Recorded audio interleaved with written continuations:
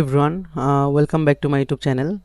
তো আজকে আমরা কিছু ট্রেড প্লেস করব এবং প্রত্যেকটা ট্রেডের রিজন আমরা এক্সপ্লেইন করব। যদি গ্যাপ আপ ক্রিয়েট না করে আমরা নেক্সট ক্যান্ডেলে সেলিংয়ের জন্য ট্রেড প্লেস করব। আমি গ্যাপ আপ ক্রিয়েট করতে বারণ করছিলাম মার্কেটকে, এরপরে যেহেতু ক্রিয়েট করেছে নো প্রবলেম, আমরা একটা সেলিংয়ের জন্য ট্রেড প্লেস করে দিই, ঠিক আছে। কারণ পিছনে আমাদের এখানে দেখতে পারতেছি যে বাইং মোটামুটি ভালো একটা ইনভেস্টমেন্ট করেছে। তো যেহেতু বাইং ভালো একটা ইনভেস্টমেন্ট করেছে, তো সেহেতু সে এখানে আমাদের রেস্টে যাবে। তো যদি সে রেস্টে যায় তাহলে এখানে আমাদের একটা রিভার্সাল চলে আসবে। আর এই রিভার্সালটা আমি আসলে শতভাগ শিওর হয়েছিলাম যদি গ্যাপ আপ বা গ্যাপ ডাউন ক্রিয়েট না করে। কারণ মার্কেটে গ্যাপ আপ গ্যাপ ডাউনে আসলে কতটুকু শক্তি খরচ হয়েছে এটা 100% পিওরভাবে বলাটা একটু ডিফিকাল্ট। তবে আমাদের অ্যাকুরেসি অনুযায়ী 70+ মানে 80 to 90 থাকবে না, 80 to 85 থাকবে। আই মিন তিনটা ট্রেডে দুইটাই আমাদের প্রফিটেবল হবে ইনশাল্লাহ, ঠিক আছে। তো দেখি আমাদের নেক্সট ক্যান্ডেলটা যদি আমাদের ক্যান্ডেল রিয়াকশন কী দেয় সেটার উপর বেস করে আমরা নেক্সট ক্যান্ডেলে ট্রেড প্লেস করব। তো আমাদের ফার্স্ট ট্রেডটা আমরা প্রফিট এখানে করে ফেলছি। যদি আপনাদেরকে আমি দেখাই, আজকে আমরা মার্চের 2 তারিখ আমরা টোটালি 12টা ট্রেড এখানে প্লেস করেছি, ঠিক আছে। 11টা ট্রেড প্লেস করেছি, একটা ট্রেড আমাদের মেবি লস চলে গেছে আর বাকি প্রত্যেকটা ট্রেড আমাদের এখানে প্রফিট হয়েছে, ওকে। তো আমরা এখান থেকে দুইটা ক্যান্ডেল এখান থেকে ছেড়ে দিব মার্কেট ক্যান্ডেলকে, শুধু হওয়ার জন্য যে দেখি আমাদের নেক্সট ক্যান্ডেলটাতে কি হয়। Just wait and C.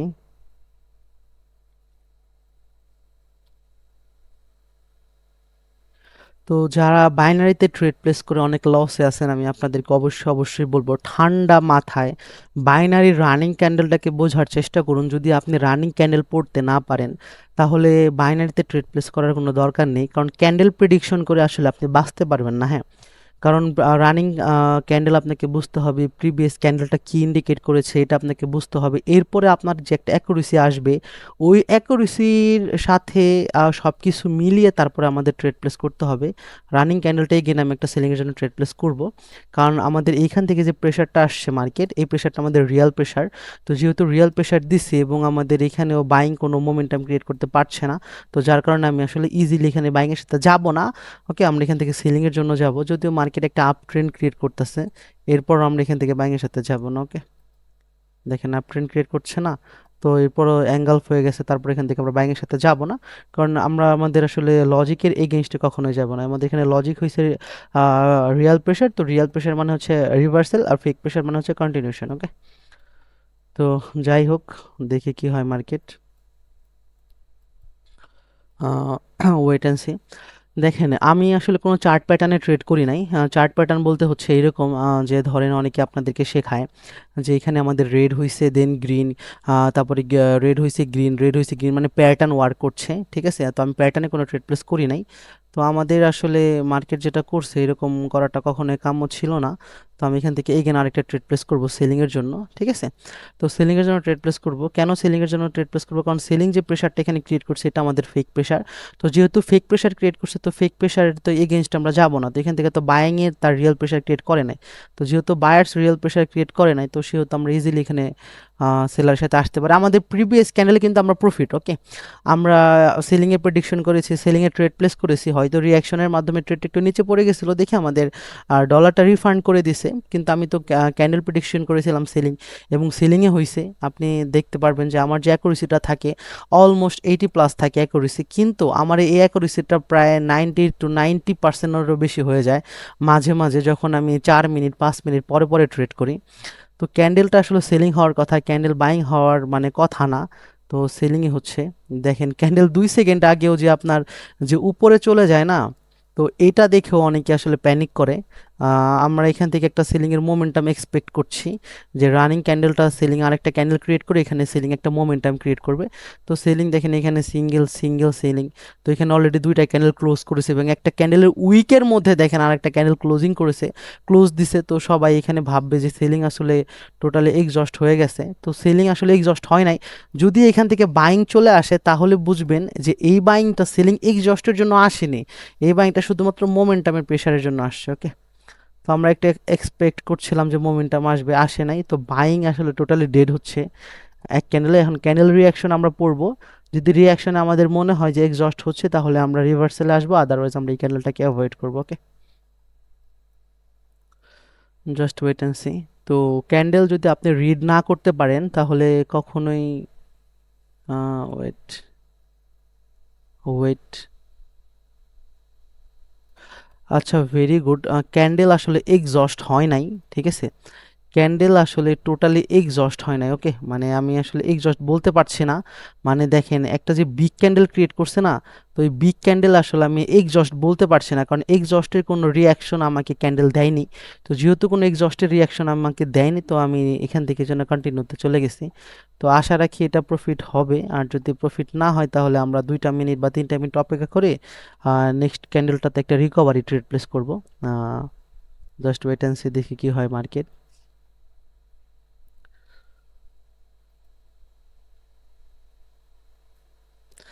একটা বিগ ক্যান্ডেলের পর আমি কন্টিনিউশন করছিলাম। এখানে আমাদের ব্যাক টু ব্যাক 2টা ট্রেড আমাদের ট্র্যাপ হয়ে গেছে। কোনো প্রবলেম নাই, আমি যেহেতু আসলে এভরি ক্যান্ডেল ট্রেড করি, তো এটা হওয়াটা মানে অস্বাভাবিক কোনো কিছু না। তো যাই হোক, আমি রানিং ক্যান্ডেলটা কিছু বুঝতে পারছি না, আমি মার্কেটটাকে একটু করব। আর হচ্ছে সুন্দর 2টা ট্রেড পাইছি আমি এখান থেকে। মার্কেট আসলে চেঞ্জ না করলে ট্রেড পাওয়া যায় না, তো রানিং ক্যান্ডেলটা ফাটবে ইনশাল্লাহ, আরও নিচে ক্লোজিং দিবে, মানে আমার ইন্টারেস্টে ক্লোজিং দিবে। দেখেন আমি বলছি ক্যান্ডেল ফাটছে, মানে ফাটবে, আর দেখেন ক্যান্ডেল একটা বিগ মানে পুশ ক্যান্ডেল ক্রিয়েট করেছে। তো আমার এখানে কি শুধু এরকম হচ্ছে? না, পুরো ওয়ার্ল্ডের সেম ক্যান্ডেল ভাই। এই যে ইউএসডি বিআরএল মার্কেট, এই পুরো ওয়ার্ল্ডের সেম মার্কেট। তো আমি বলছি যে ক্যান্ডেল এটা ফাটবে, আর ফাটলো কেন? ক্যান্ডেল তো এই মানে ডোজিও হইতো আস্তে আস্তে পুশ করে। তো ক্যান্ডেল এতটুকু পর্যন্ততে কেন আসলো? কারণ ক্যান্ডেলের রাইট আছে এতটুকু এরিয়া পর্যন্ত আসার জন্য। তো ক্যান্ডেল আসলে এই ক্যান্ডেলটা আমাদের সেলিংয়ে ক্লোজিং দিবে, নিচ থেকে যতই প্রেশার আসুক যতই পুশ আসুক, ইম্পসিবল এই ক্যান্ডেলটা বাইং হওয়ার, ওকে? তো এই হচ্ছে বিষয়। যদি আপনি বাইনারিতে ট্রেড প্লেস করবেন, যদি আপনি না বুঝে ট্রেড প্লেস করেন যে কেন আসলে এরকমটা হচ্ছে, মানে এর রিজনটা কি, এর নেপথ্যে কারণটা কি, তাহলে আপনি কিন্তু কখনোই বাইনারিতে একটা প্রফিটেবল ট্রেডার হইতে পারবেন না। আপনি ট্রেড প্লেস করে একদিনে 100 200 500 ডলার প্রফিট করতে পারবেন, কিন্তু প্রফিটেবল ট্রেডার হইতে পারবেন না, ঠিক আছে? প্রফিটেবল ট্রেডার মানে বুঝেন, মানে ট্রেড আপনার যে ব্যালেন্সটা রয়েছে এই ব্যালেন্সটাকে কনসিস্টেন্সির সাথে ধরে রাখা, মানে রেগুলার আপনি প্রফিটে থাকা। রেগুলার বলতে 1 দিন 2 দিন মিস হইতেই পারে, এটা অস্বাভাবিক কোনো কিছু না, এটা স্বাভাবিক বিষয়। কিন্তু এমন না যে 2 দিন ট্রেড হবে 3 দিন প্রফিট হবে, তো একদিন আপনি সব কিছু দিয়ে আসবেন। তো তারা কারা সব কিছু দিয়ে আসে? যারা ঝড়ে আর কি, মানে বগ মারে, বিষয়টা হচ্ছে এমন আর কি। মানে ভুলে ভালে প্রফিট হয়ে যায় প্রতিদিনে, মার্টেঙ্গেল করতে করতে 2 3 ক্যান্ডেল পর রিভার্সাল মারতে মারতে মারতে মারতে যখন আমাদের প্রফিট হয়ে যায়, তখন দেখবেন যে এমন একটা ট্রেন্ডের পাল্লায় সে পড়বে, তার পুরা ব্যালেন্সটাই উড়ে যাবে। তো ওইরকম ট্রেডার হলে চলবে না। তো ক্যান্ডেলের রানিং ক্যান্ডেলের ভাষা আপনাকে বুঝতে হবে, যে ক্যান্ডেল কি বলতে চাচ্ছে, ঠিক আছে? তো এইটা বুঝে আপনাকে ট্রেড প্লেস করতে হবে। নেক্সট ক্যান্ডেলটা আমরা কন্টিনিউশনের জন্য ট্রেড প্লেস করতে পারি ইজিলি, ঠিক আছে? আমি ট্রেডার একটু নিচে করেছিলাম, আমরা এই ক্যান্ডেলটাতে কন্টিনিউশনের জন্য ট্রেড প্লেস করতে পারি। কন্টিনিউশন করা যায়, শুধুমাত্র গ্যাপ ওভারলেপের জন্য আমি করেছি, ঠিক আছে? ওকে। আর এইটা এখান থেকে যে আমাদের সেলিং যে প্রেশারটা ক্রিয়েট করছে না, মানে পুশ দিচ্ছে, এটা আমাদের ফেক প্রেশার।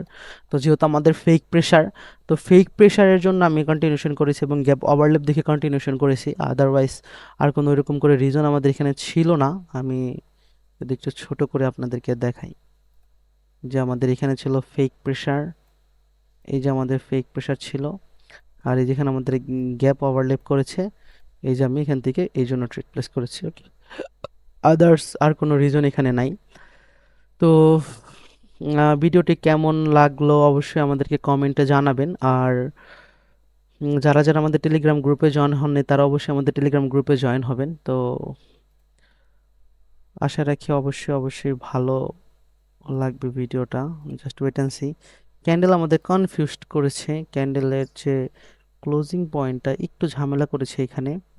তো আমরা নেক্সট ক্যান্ডেলটাতে বাইংয়ের সাথে ট্রেড প্লেস করা যায়, কিন্তু এই বাইংটা আরেকটু নিচে হইতে হবে, আর একটু ছোট হলে ব্যাংকের জন্য ট্রেড প্লেস করবো। ভেরি গুড, আমি এখান থেকে এই ব্যাংকের জন্য ট্রেড প্লেস করতে চাচ্ছিলাম, কারণ আমি জানি যে রানিং ক্যান্ডেলটা আমাদের একটা বাইং ক্যান্ডেল মানে হবে। তো এখন বাইং কতটুকু হবে তো এটা জানি না, তো আমি ইজিলি এক্সপেক্ট করতে পারি যেহেতু সে বাইং হবে, আর পেছনে যেহেতু প্রত্যেকটা ক্যান্ডেলে ভালো পাওয়ার রয়েছে, তো উইকের উপরে সে ক্লোজিং দিবে, ঠিক আছে? হাই পয়েন্টটাকে ব্রেকআউট করে সে একটা ট্রেন্ড ক্রিয়েট করবে, ভ্যালিড আপ ট্রেন্ড, তো সেই ক্ষেত্রে আমি ওই হাই পয়েন্ট থেকে ব্যাংকের জন্য ট্রেড প্লেস করেছি, তো এই ট্রেডটা আমাদের প্রফিট। তো যা কিছু হচ্ছে সব কিছুই আমাদের লাইভে হচ্ছে, আমাদের এখানে লুকোচুরি কোনো কিছু নাই। বিষয়টা এমন না যে আমি হাইড করে আপনাদের ট্রেড করে ভুলভাল লজিক শেখাচ্ছি।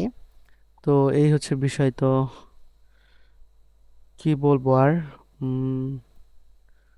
Just wait and C.